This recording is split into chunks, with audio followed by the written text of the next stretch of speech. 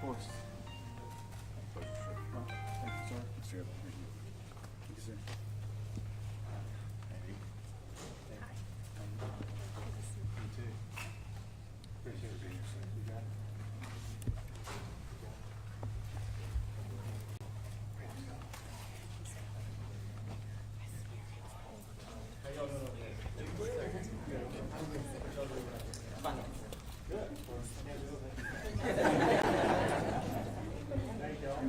Right there, sir, right there. Thank you.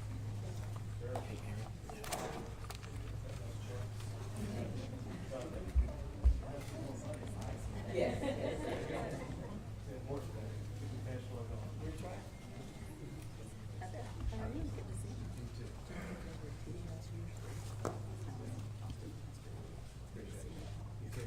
Thanks. Hey. Yeah, so welcome, Leander. Good to be back. Welcome. Hey. See. How are you?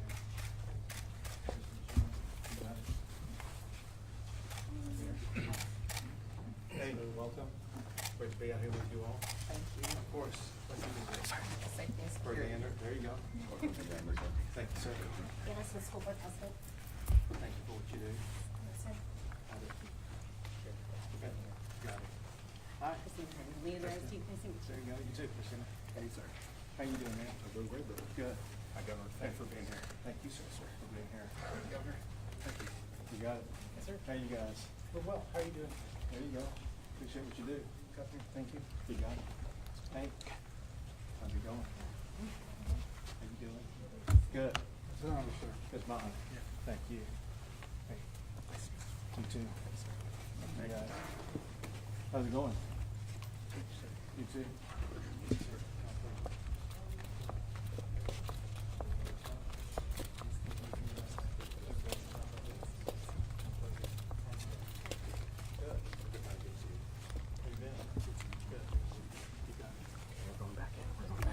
You doing all right?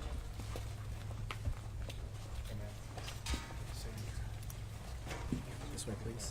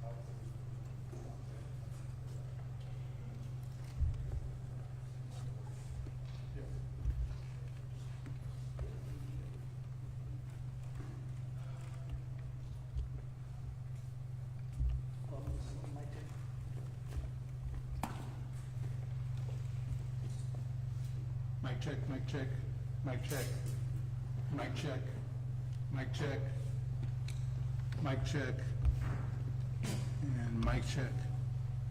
All good? Good.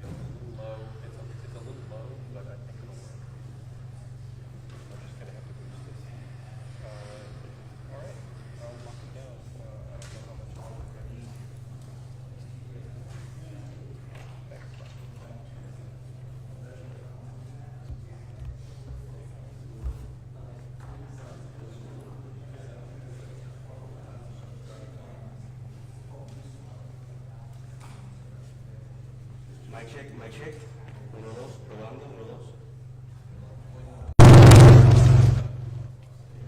2. My check, 1, 2. Probando, 1, 2. My check. My check, 1, 2. 3, 2, 1. My check. My check, 1, 2. 3, 2. My check. 1, 2. My check, 1, 2, 3, 2, my check.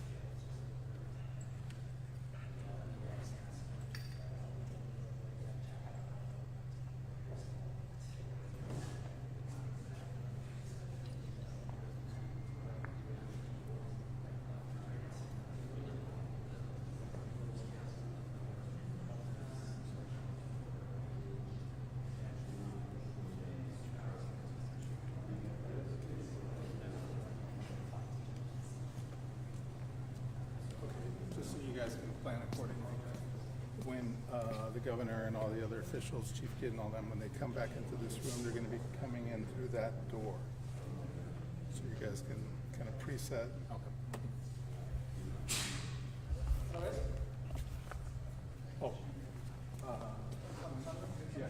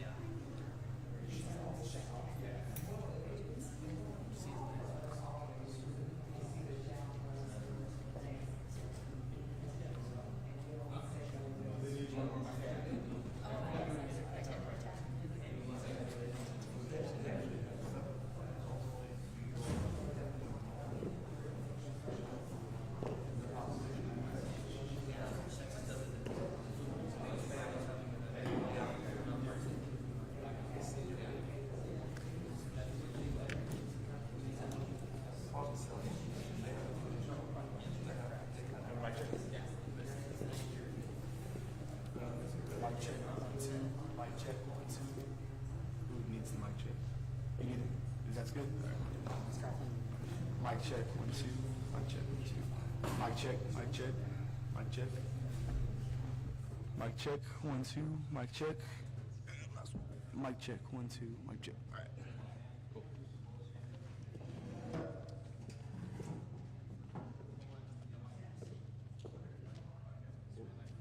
We're at 4. Okay. Hey Sam, we're getting rid of the mic. Which side is easier to get rid of? This side.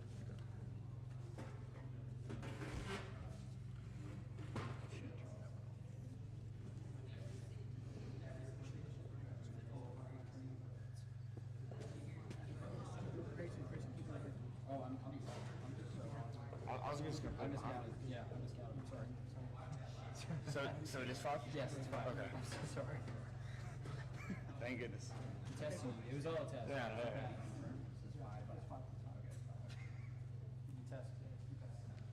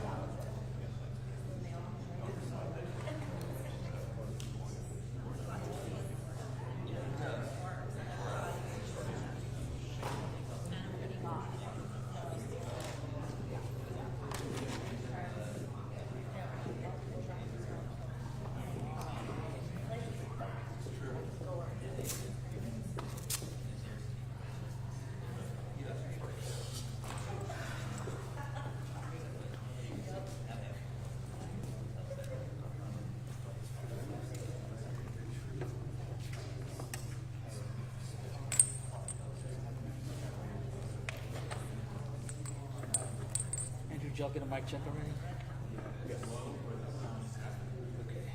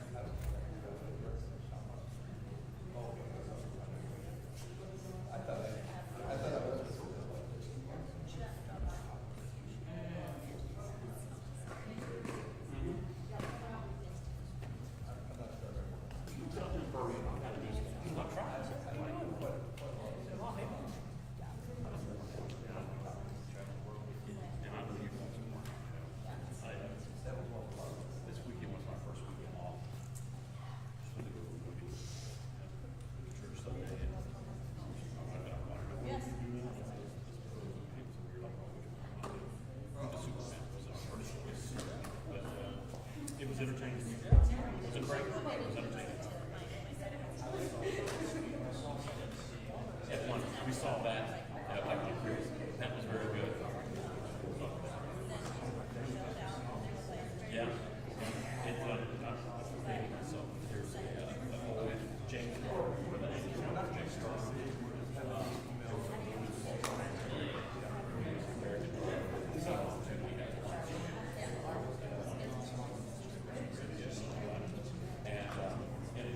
had that same piece of that.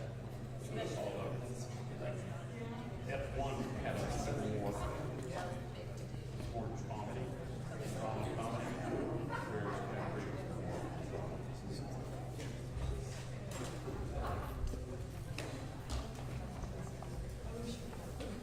go guys.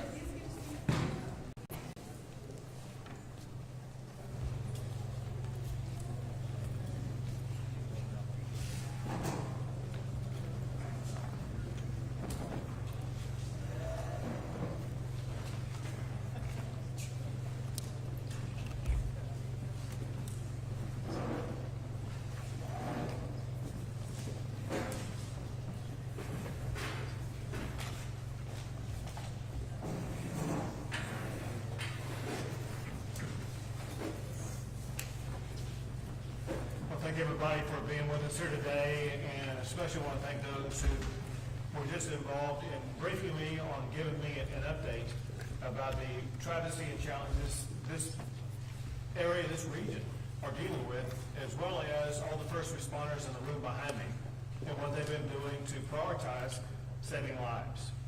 Obviously, there are enormous concerns and challenges that we're dealing with still in the Kerrville area. At the same time that we're responding to Kerrville, there have been an abundance of storms in large swaths of the state of Texas that have impacted lives and taken lives and destroyed homes, facilities, buildings, and roads across large regions in central Texas. As a reminder, I have declared 21 counties in my governor disaster declaration. They include Bandera, Bear, Hope, Comal, Concho, Gillespie, Guadalupe, Kendall, Kerr, Kimball, Llano, Mason, McCullough, Menard, Reeves, Sansetta, Tom Green, Travis, and Williams. And that disaster declaration emphasizes the role that the state of Texas is going to play in each of those counties that are going through these enormous challenges. On top of that, I have to tell you new news, and that is because of weather that is going to be taking place today and overnight, and maybe tomorrow. There are additional communities that need to be aware they're going to be facing challenges of their own. They include areas surrounding the communities of Uvalde, Del Rio, and Concan. And the state is already deploying resources in those regions to help them get prepared. We'll be working with local officials in those regions, just as we have in these other regions. And in those regions, as well as in Travis and Williamson County, as well as in Kerr County, job number one is always saving lives, protecting lives, and finding those who have lost their lives.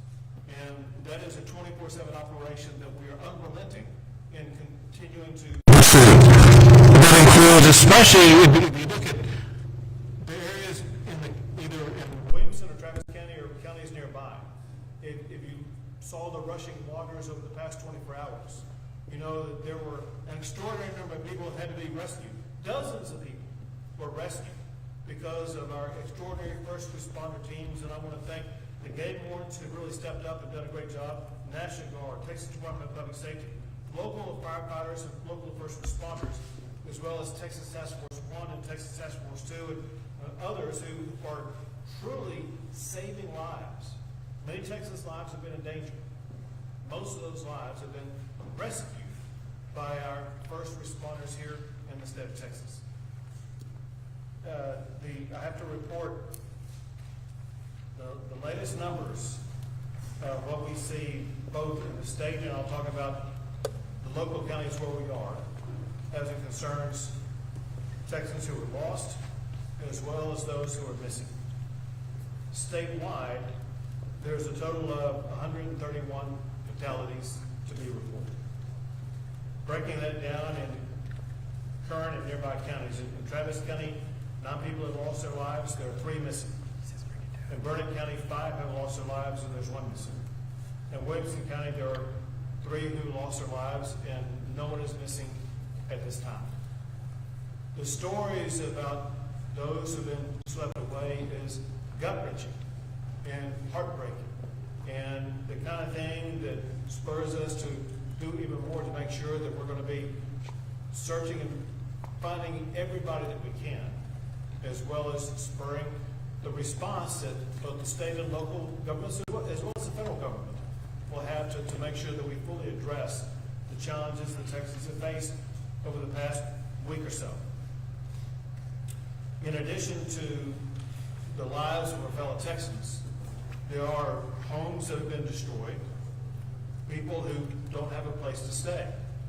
The state is working with local officials to address those needs.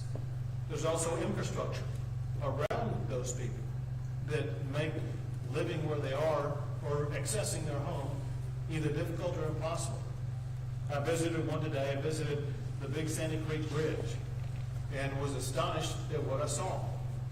If you haven't seen it, it's a 2-lane road and has 2 yellow lines in the middle of it to divide one roadway from the other from going in opposite directions. And the center part of the bridge was literally moved about a half a foot in one direction, which shows the power of the water that was pushing through there, but also the reason why the bridge right now is impassable. I want to thank Travis County for stepping up and completing, I think it was overnight, a temporary bridgeway that people can use to now access that area that had been literally an island for several days. But also their commitment to work very aggressively to get that bridge repaired and will be usable on the permanent sense of the matter. We also know that there are other infrastructure challenges such as the RM 1431 at Cow Creek. And I visited with the Texas Department of Transportation, and they'll be talking to you shortly, but listen, they're going to be moving at lightning speed to make sure that that bridge is going to be operational again. They're in the preparation stage right now with regard to removing all the debris so that they will be able to begin the construction progress quickly. They're in the process of accepting bids, and I think, and it'll be announced here shortly, but announcing who is going to be getting those bids in order to begin the construction process and get that done quickly. We know that the people who face challenges because of that bridge closure have those needs that must be met. And Texas is ready to step up and address those needs.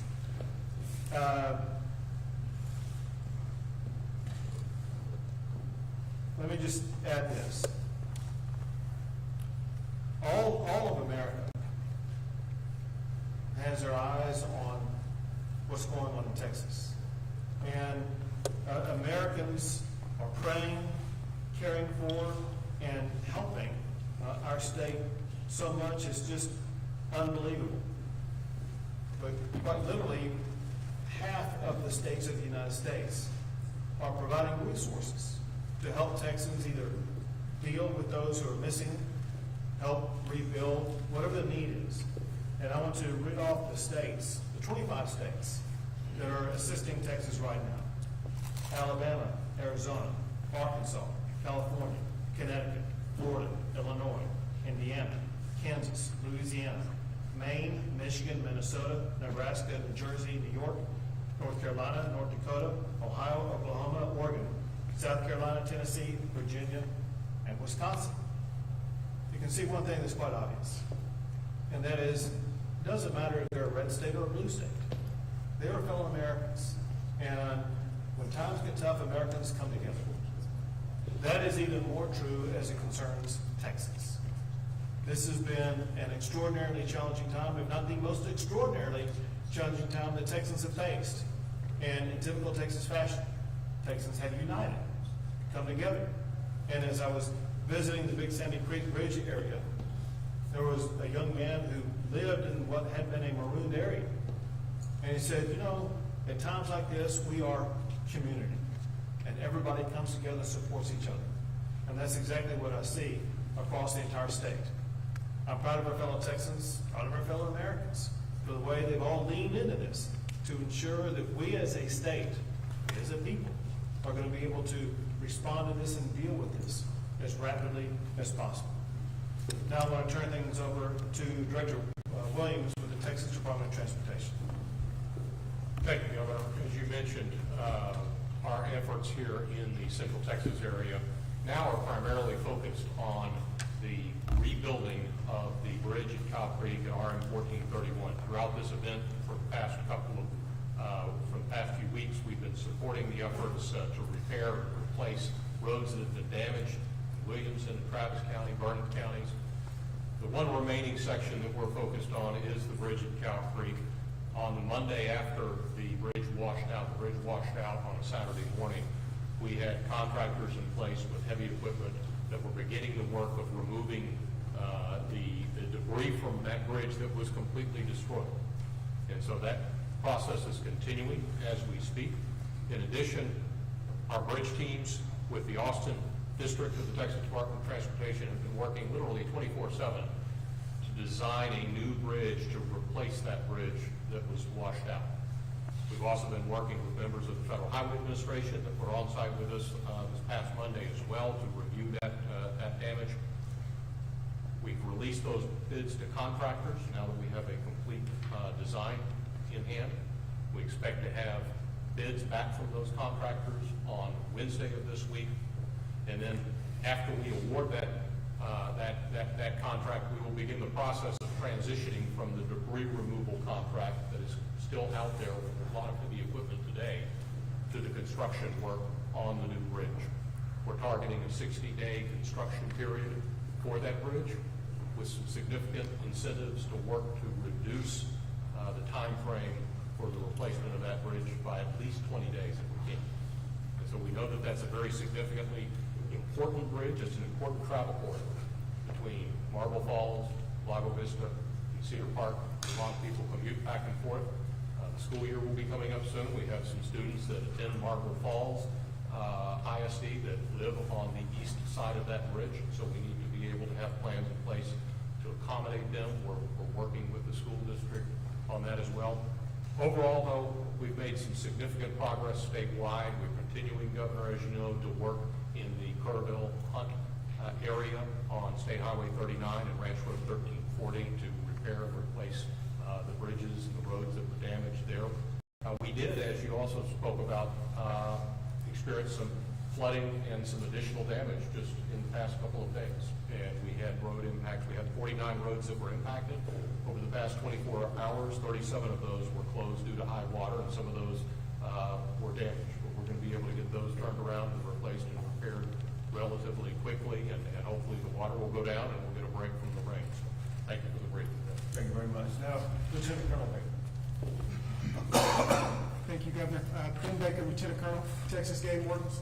Before I get into a search and recovery efforts and, Texas Game Wardens respond to this historic tragedy of series of events in the Central Texas and in Kerr County, I'd like to just remind everybody that all of these efforts and all through this tragedy, Texas comes together under Governor Abbott's strong leadership, under Texas Department of Emergency Management, Department of Public Safety, all of our local first responders, all of our local EMS, all of our local volunteers, and everybody who is in Texas who comes together in such a tragic time and unites to help the people of Texas.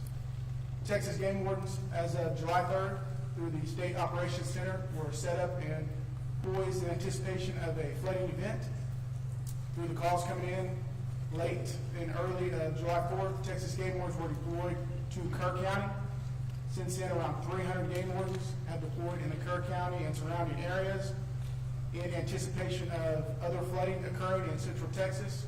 We were able to strategically stage through the Texas Division of Emergency Management several swiftwater assets in Central Texas out of the Kerr County area, just in case this flooding grew a little more widespread. Unfortunately, it did grow a little more widespread, and we started conducting rescue operations not only through our swiftwater technicians, but our aviation, multiple canine searches, and through our drone team. Through those, we were able to successfully rescue several individuals and multiple evacuations. We currently have, through Texas Task Force 1, wardens embedded in multiple search groups, searching Cow and Sandy Creek, looking for the remaining victims of this terrible tragedy.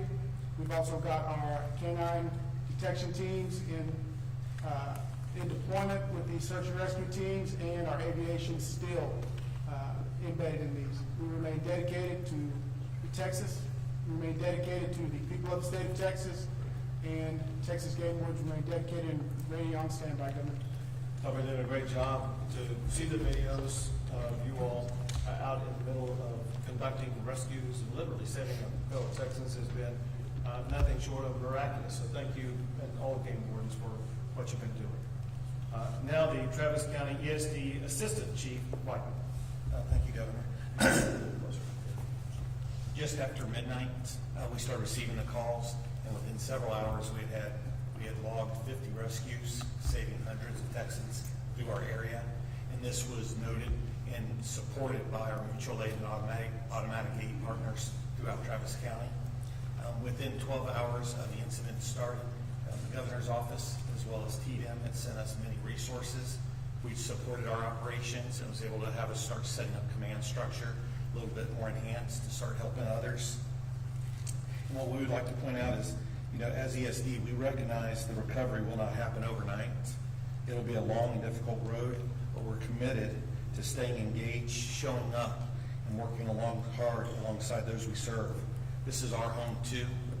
We're members of this community, and we're committed to helping each one of our neighbors. Thank you. And now Chief Kidd. Thank you, Governor. And listen, I want to thank you all in the press for helping us get this message out. Life safety remains our #1 priority. As such, as we've talked about additional rains coming into the state, we have pre-positioned swiftwater rescue assets, as the Governor mentioned, around Uvalde, around Del Rio, and around Concan. Help us get that message down to those folks. Turn around, don't drown. Don't drive through a low water crossing if you can't see the road in front of you. And if you were in a low-lying area, please plan on moving to higher ground once the rain starts to come. Another thing I need you to remember is it does not have to be raining where you are in order for you to be impacted by flooding.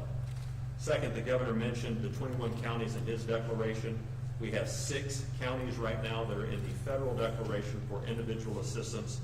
Those counties are Burnett, Kerr, San Saba, Tom Green, Travis, and Williamson for individual assistance. We have a disaster recovery center open in Kerr County right now, and you will be hearing from your local partners here, many of those standing behind us, about the disaster recovery centers that will be opening in Travis and Williamson counties very soon. On the public assistance side, this is the money that goes to the local governments to help with emergency response cost and debris and repairing. You have 10 counties that are under the President's disaster declaration. Those are Burnett, Kendall, Kerr, Kimball, Llano, Mason, McCullough, Menard, San Saba, and Tom Green. Both Travis and Williamson counties are, it appears to us they have met their threshold. We're working with them to get the documentation to FEMA. We expect those to be turned on very soon. I want to let you know we have over 2,300 state employees working under the governor's direction to support our local government partners. But a number that continues to blow me away is the over 13,000 volunteers just coming out to help anywhere they can. We are grateful for the volunteers, but I need help getting the message to the volunteers also. In each of these communities, we will be establishing volunteer reception centers. The idea is for your volunteers to go to those sites so that we can match up your capabilities and skills with the needs of the community. We also want to be able to communicate with you. Up in Kerr County, on the Guadalupe River, we've had a tactical pause for a day and a half now because of the rain and the waters that are coming down that river. We cannot afford to have people in the water and right next to the water that are not swift water rescue trained and capable of at least saving themselves from being near that water because of the amount of rainfall that we're getting. Please help us communicate with the volunteers. Thank a volunteer that's out there if you see them helping. Do everything you can to make sure they understand the message, and we will continue to work together to support our partners. And finally, Governor, to your point, 25 other states, not counting ours, focused on this. It has been a tremendous response from the nation. Thank you. Thank you. One thing that Chief Kidd mentioned that is worth re-emphasizing, and that is those who lose their life by driving in the water. Those who lost their lives at Camp Mystic those stories have been told a lot. And it's tragic and horrendous. Less told are those who have lost their lives because they chose to drive in the water and got swept away.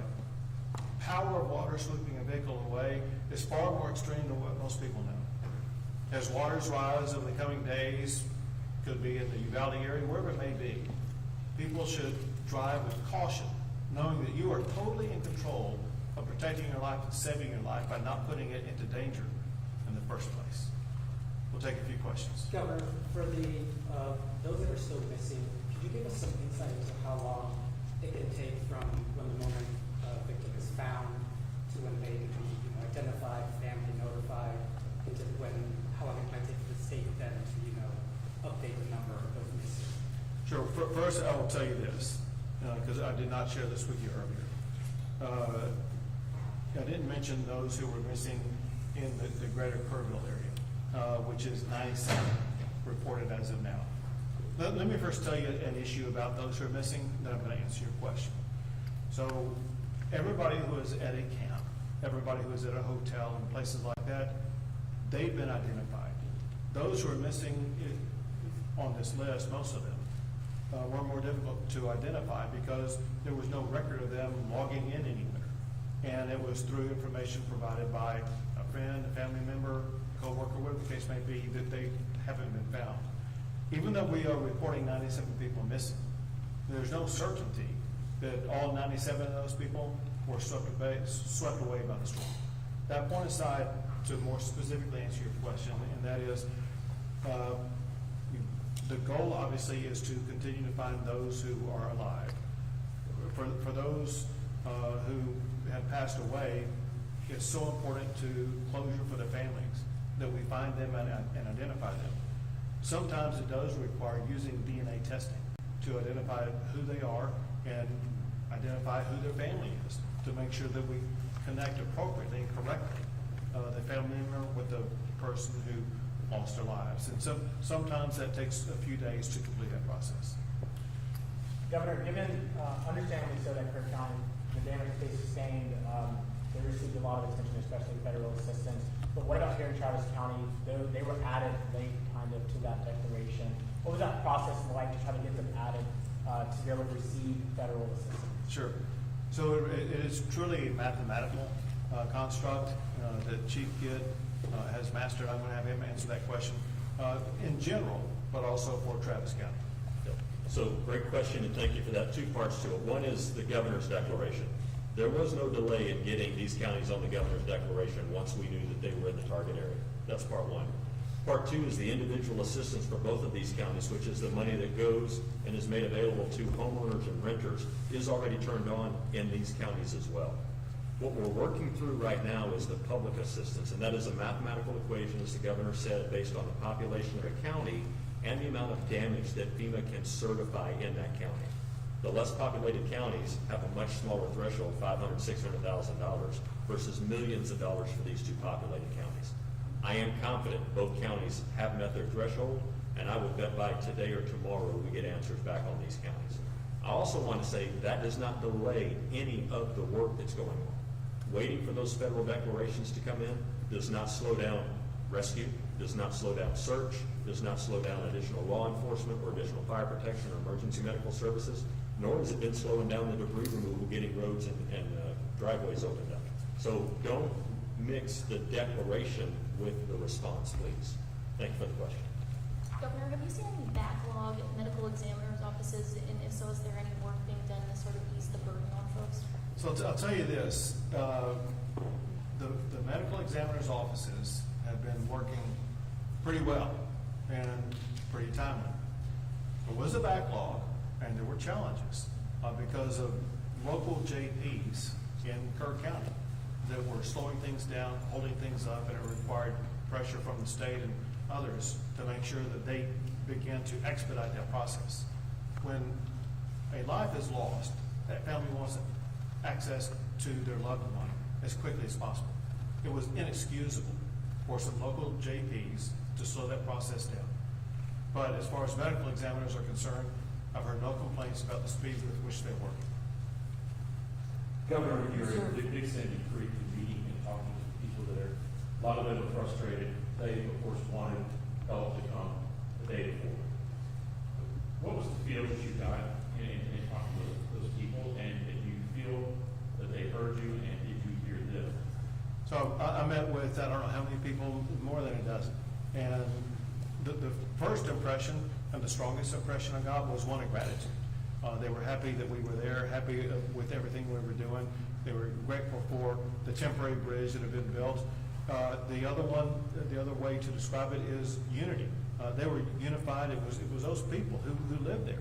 They came up and said, listen, we're community. We're Texas strong. We're hanging together. And they're neighbor helping neighbor. And so I was impressed once again with the strength and commitment and moral clarity of our fellow Texans for uniting at a time as tough as this is. And a follow-up to this, and it builds on what Chief was talking about, and Assistant Chief over here. The response from other states has been amazing. We've got teams that are now picking up the load, letting the local guys get back to the basic service. And it's not necessarily basic, it's still important service. How important is having this heavy lifting going on from all these other states? So these guys here, Travis County ESD 1 being one of them, getting back to basic services. Everything all these other states is doing is extremely important. If I could say that one was more important than another, it would be what they were all doing in search and rescue operations. As Chief Kidd noted, our number one goal is protecting lives and finding lives. When I was at Big Sandy Creek, I met with search and rescue teams from Florida who were there in the water, working all day long to locate anybody they can find. That requires heavy volume. It requires manpower, walking every inch of it could be a creek, a river, whatever the case may be, to ensure that they are scouring every inch of earth in the state of Texas where a body could be found. And is benefited or aided by search dogs. And whenever we've had dog teams that have flown in from other states across the entire country.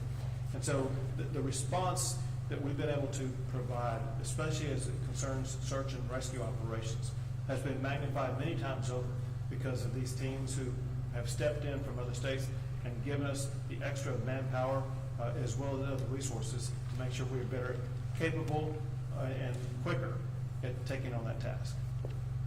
Governor, do you have the current number of how many are missing in Kerr County? It was reported earlier that it was around 160 people, and you said that 97 were missing in the greater Kerrville area. Do you have a current number in regards to how many are missing in the county? Yeah, I'm going to give you the number. So the number I read to you was given to me by Chief Nim Kidd, and he was on the phone before he came in here, and I'll let him explain this number. Thank you. So the number that we got from the Texas Department of Public Safety is 97 missing from the Guadalupe River flooding. That does not count the numbers that the governor read to you from the 3 counties that were here earlier. I think that'll put the total statewide at about 101 total, if I have that right. What he means by Guadalupe River, most of those are in Kerr County. I think there has been some in Kendall County. Yes. Governor, you serve on President Trump's FEMA Review Council. How has this experience shaped your views on the future of FEMA should it be phased out? So one thing I think most, let's say governors, most state officials, as well as the federal government could agree upon, and that is we needed improvements in FEMA.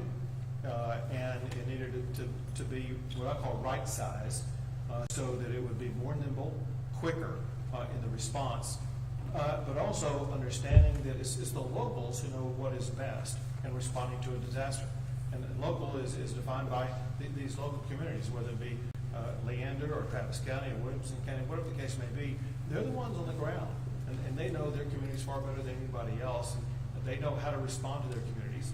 And it's the state and federal government that work to provide them the additional resources they need to accomplish their goal. Here's the point.